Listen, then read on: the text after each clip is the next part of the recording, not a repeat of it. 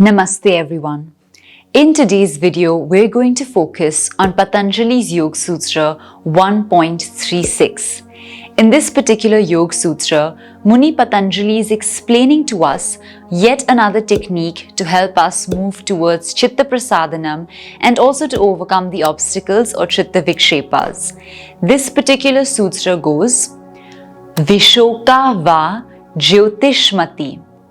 So it's quite a small and cute sutra because it is so small and easy to remember as compared to a lot of other sutras that are there in the Patanjali Yoga Sutras.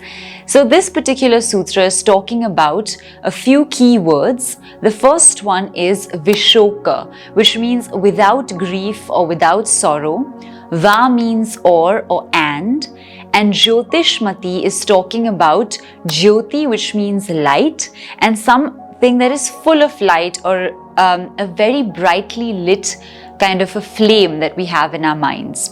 So the meaning of the sutra essentially is that Muni Patanjali is encouraging us to steady the mind by creating a sort of an imaginary flame or this mental object through which we can focus the mind.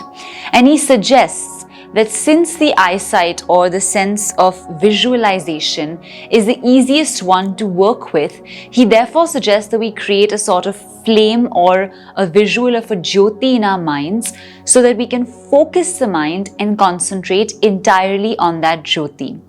Now here, why does he use the word Vishok? Vishok is quite an unusual word that he's used actually because it's talking about not having grief.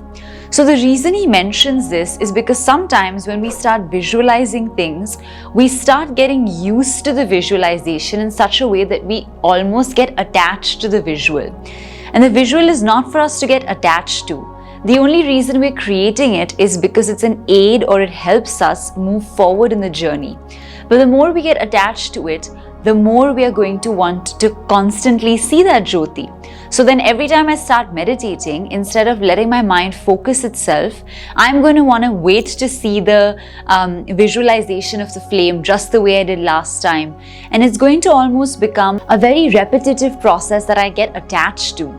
So for that reason, Muni Patanjali has explained that the way grief is felt when we lose something or a person, in the same way, we have to be careful that we don't feel any grief when this flame or this visualization is no longer required.